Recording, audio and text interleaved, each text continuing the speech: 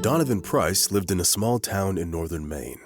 He was single and worked as a ranger protecting the inhabitants of the forest from poachers and hunters. Donovan couldn't have found a better job for himself. The man liked to wander through the thick forest, inhaling the fresh air that smelled of pine needles and observing the life of all kinds of animals and birds. Those who knew Donovan personally always had noted his kindness and complacent nature.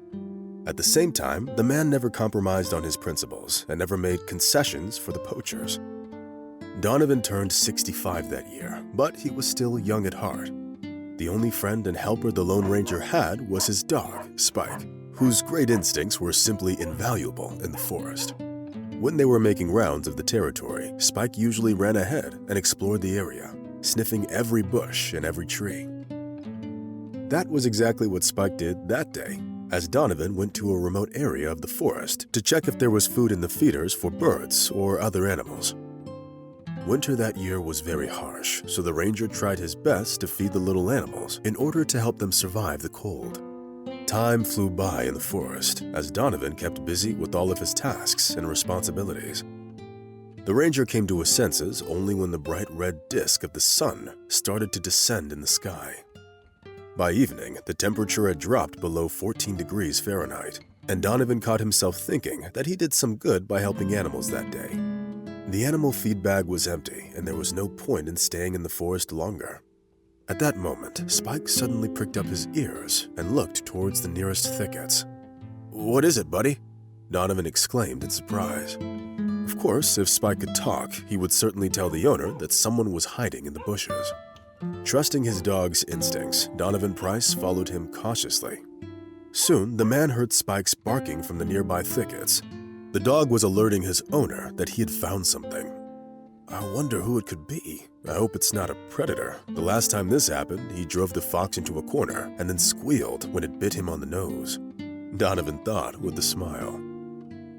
Approaching the dog, the ranger carefully parted the branches and found himself in a small clearing covered with snow. Seeing his owner, Spike barked invitingly, as if trying to say that he had found something very interesting. At first, Donovan didn't notice anything special, but when he looked more closely, he saw a girl of about 5 years sitting in the shade of the huge pine tree. Despite the fact that the child was dressed in a warm down jacket, her cheeks and nose were red from the cold. Looking at Spike, who was standing only a couple of yards from her, the girl trembled with fear and sniffled every now and then.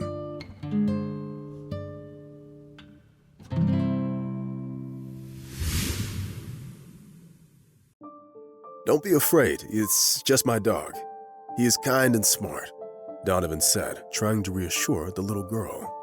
The man's heart sank at the mere thought that the girl was alone in the forest, especially in such a cold. When the ranger came closer, the girl immediately hid in the bushes, like a hunted animal, and started watching him warily from there. Why is she so scared, like she's never seen a person before? Donovan thought in surprise. At that moment, the ranger was most worried by the fact that the girl was completely silent. She wasn't crying and didn't call out for her mother, but simply looked at him with the eyes of a small, hunted animal. Realizing that he couldn't leave the girl out in the cold, Donovan made another attempt to pick her up. Fortunately, there was nowhere for the child to back away, so Donovan finally wrapped her in his arms. Having picked up the trembling girl, the ranger hurried to get to his lodge as fast as he could. It just so happened that Donovan virtually never stayed at his house and spent most of his time in the hut near the forest. The loyal dog followed the ranger, urging his master with an impatient squeal. The girl warmed up in the ranger's hands and stopped shivering. "That's so much better. How did you get here?" Donovan asked cautiously. But the girl stubbornly continued to be silent, anxiously following every movement of the ranger. Since Donovan had fired up the stove before he left, it was warm in the house. The girl's cheeks flushed and the tears on her face dried up as if they were never there. Still trying to find out the child's name, Donovan asked her a few leading questions, but all he got in response was a blank wall of incomprehension. "There's definitely something wrong with you. We should get you to a doctor," Donovan noticed, pouring tea into a cup. Smiling at his guest, the ranger took a couple of buns from the cabinet and a bar of chocolate too. "Well, I think you can figure it out from here," the man said affectionately and put the treat in front of the girl. The little girl didn't need a repeat invitation, and soon she was already gobbling up cinnamon buns, alternating them with bites of delicious chocolate. Since it was already dark outside, the man knew that they couldn't go to the city right away. "Let her spend the night here, and we'll figure out the rest tomorrow," the man thought. At the same time, Donovan was well aware that the girl had probably gotten lost and that her parents were probably beside themselves with worry. But going out on a cold night would be extremely reckless on his part. Thus, after the girl finished her dinner, Donovan made his bed for her and covered her in a blanket.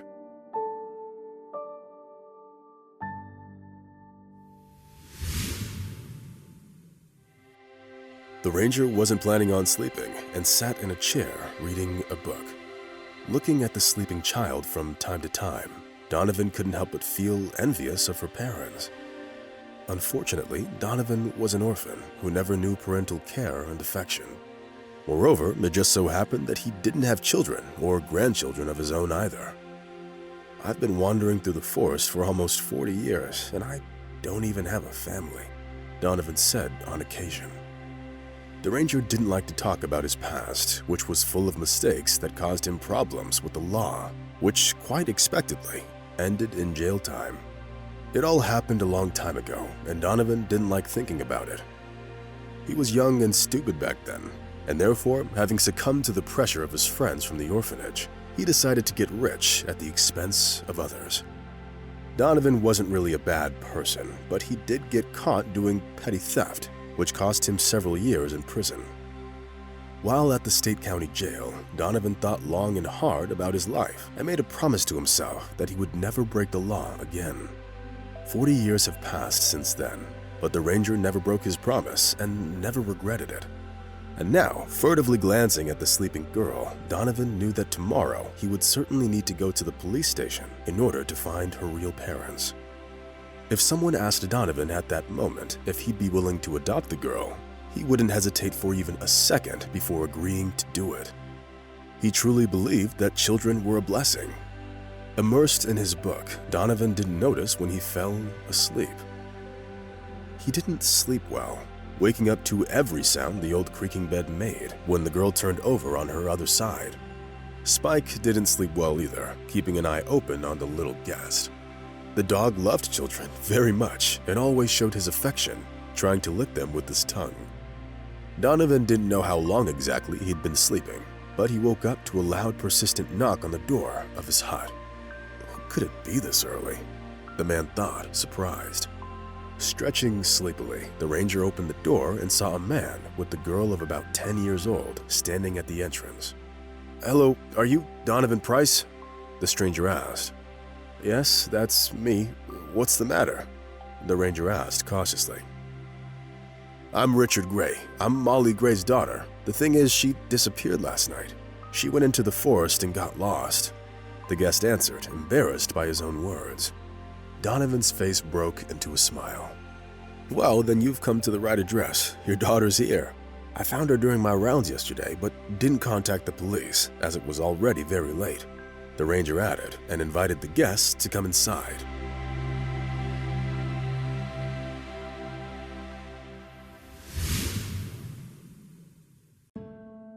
Little Molly was already awake and smiled sweetly as soon as she saw her father. But when she noticed the girl standing next to Richard, her face darkened and tears welled up in her eyes. Donovan understood everything without words. They clearly don't get along well with each other. "I'm willing to bet that this is Molly's older sister, and she's always giving her a hard time," the ranger thought. His fears only intensified when Richard introduced his eldest daughter to him. "This is Sarah. She's Molly's half-sister. That is, they both have me for a father," the guest explained. At that moment, the ranger got a clear understanding of the situation. Donovan had been in similar situations back at the orphanage, when some children didn't like the others simply because they felt that those kiddos got more attention and affection from the caregivers, even though that really wasn't the case. Nevertheless, Donovan immediately realized that Sarah and Molly didn't get along with each other. Of course, he didn't say anything about it. Instead, he asked the guests a different but no less uncomfortable question. "This isn't any of my business, of course, but why is Molly so quiet? Is there something wrong with her?" Richard Gray lowered his eyes, clearly feeling uncomfortable, but then he pulled himself together and said, "Yes, you're right. Molly has a developmental delay. She's already 5 years old, but she barely ever speaks and seems to be living in her own world." Donovan Price shook his head but declined to comment further. Wanting to learn as much as possible about Molly, the ranger asked Richard to tell him everything. The guest sighed sadly, then exchanged a significant look with Sarah and began his story. Richard's childhood was relatively happy, so he couldn't complain of a poor upbringing. He studied well at school, and his parents were always proud of him. Having graduated from high school, Richard continued his education at the university, which he later graduated from with honors and a degree in economics. It was then that he met Evelyn at one of the parties. She was beautiful and kind and immediately won over Richard's heart with her sincerity and openness. Their relationship developed so quickly, filling their hearts with the fire of love and passion. 6 months later, the couple got married and bought a small house on the outskirts of the city. Evelyn turned out to be an excellent wife, and Richard never once regretted having married her. Unfortunately, as it often happens in life, the Gray family's misfortunes were very sudden and unexpected. And it all started with an event that the young couple could never have suspected would bring them problems. "Honey, I'm pregnant," Evelyn said over dinner. Needless to say, Richard was beyond happy, especially since he'd long been dreaming of having a child. Evelyn felt unwell throughout the pregnancy. Unfortunately, dizziness and morning sickness accompanied her the entire time. However, the doctors were sure that the labor would be easy and painless, but the reality turned out to be quite different.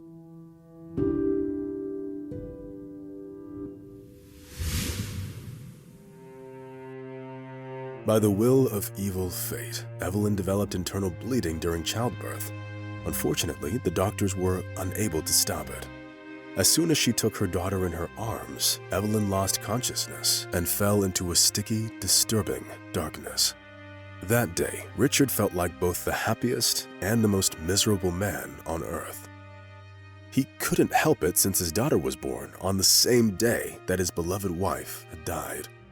At that moment, Richard blamed everyone who had anything to do with what happened to Evelyn. But time passed, and he realized that the doctors did everything that they could to save Evelyn. Having named his daughter Sarah, the young widower started raising her on his own. Having no experience with little babies, Richard was torn between home and work, unsure how to find a way out of this difficult situation. It was then that one of his acquaintances advised him to hire a nanny. Thus, Jessica Simpson appeared in Richard's house. Despite her youth, she had extensive experience in raising children, which she got by raising 5 of her younger brothers after her mother died. At first, Jessica behaved very modestly and didn't get involved in anything other than her direct duties of helping raise Sarah. But then, having gotten used to her place of work, the young woman started allowing herself things that she couldn't even think about before. Moreover, Jessica looked at the owner of the house with completely different eyes. She realized that Richard could make a great husband and couldn't help but express her interest in him. So what if he's a widower? I'm already raising his daughter as it is, Jessica thought. Being in Richard's house around the clock, the young nanny turned on her charm and set out to win over Richard's heart. It turned out to be rather easy to do, and 6 months later, Jessica and Richard were already in a relationship. Frankly, it wasn't all that unexpected. It's the same old story. 2 young people working for a common cause eventually started feeling attracted to each other. However, Jessica wasn't planning on staying Richard's girlfriend for long and insisted on getting married. Thus, 6 months later, the young woman's dream came true and she left the wedding hall holding Richard's hand. At the same time, Jessica saw little Sarah as her daughter and never mistreated her. That was up until the woman found out that she was pregnant. It was then that the young woman started treating Sarah with some coldness and indifference.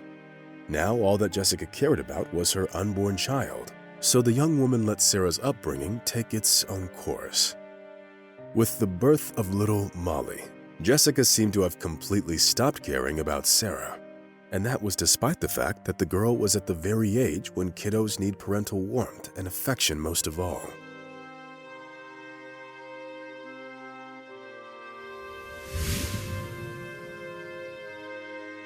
Sarah watched longingly as her parents spent all their time with Molly, jumping for joy at every breath and every step she took.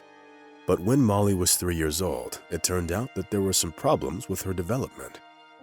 Of course, it wasn't Sarah's fault, but for some inexplicable reason, Jessica thought otherwise. "It was you who took my daughter's strength. It's all your fault," the young mother screamed. At such moments, Sarah looked hopefully at her father, but all of his attention was directed to little Molly. The feeling of jealousy in children is a very serious problem, and one needs to be fully aware of all of its dangers. Sarah's parents didn't notice it, but only thought about how to help Molly. Meanwhile, Sarah went to school, where she saw how other parents were treating their children with so much love and affection. No one picked the girl up from school or helped her with her homework. Basically, she was treated as if she wasn't even their daughter at all. Sarah couldn't say at what point exactly it happened, but she started hating Molly. From that moment on, Sarah blamed Molly for every single problem in her life, being it big or small. At the same time, the girl didn't even seem to care about the fact that the little 5-year-old girl couldn't even talk properly, let alone do anything to hurt Sarah. Sarah must have hated her younger sister about the same way Jessica hated her. Both parents were to blame for what happened in Richard's family. Having completely stopped caring for their older daughter, the couple turned all of their attention to Molly. The straw that broke the camel's back was the day that her parents bought Molly a new set of dolls and completely forgot about Sarah. Moreover, when the girl commented on the injustice, instead of an apology, she got reprimanded for her poor performance at school.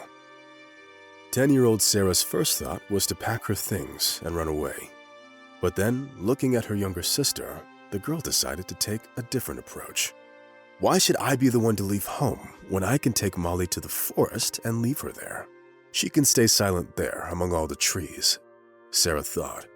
Of course, the girl was still young and couldn't properly think her plan through, so her conclusions were naive at the very least. Sarah wasn't really to blame for what happened. If her parents had been more attentive, they definitely would have noticed the sisters leaving the house on that cold day. Sarah deliberately took Molly rather deep into the forest in order to make it harder to find her. Ideally, the girl wanted her little sister to disappear without a trace.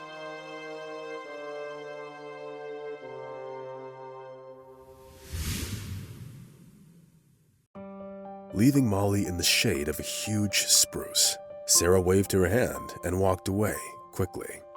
Having returned home, Sarah locked herself in her room and rejoiced at what she had done for about an hour. The most surprising thing was that Richard and Jessica didn't even realize that their youngest daughter was missing, and each of them simply went about their own business. About half an hour later, Sarah started feeling guilty for what she'd done, especially looking at how cold it was getting outside. She's going to freeze to death there and become like one of those dolls she got, the girl thought. Having mustered up her courage, Sarah ran into her father's room and told him everything. "Please forgive me. You can punish me however you want, just please save Molly. I took her out into the forest, do you hear me?" the girl shouted. Richard turned pale, and for the first time in his life, he felt the urge to spank Sarah. But he quickly realized that it wouldn't help and started getting ready to go into the forest instead. That evening, Richard and Sarah wandered through the forest until their shoes were soaking wet and they simply couldn't stop shivering from the cold. The worst part was that Sarah couldn't seem to remember where exactly she left Molly. Having returned home with nothing, Richard called the police. It was then that he learned about the ranger's hut and that the ranger regularly went on rounds in the forest. Thus, Richard was standing at Donovan Price's door the very next morning. Having listened to Donovan's story, the ranger turned pale and shook his head. He certainly didn't expect to hear that. Donovan didn't condemn Richard and understood that the businessman had to go through a lot and dealt with his problems as best as he could. As Molly ran over to her father, Donovan made Richard promise that he would never mistreat his daughters ever again, neither one of them. "And if you ever get bored, come over for a visit. Spike would be happy to play with you girls, and I would be too," Donovan said in parting.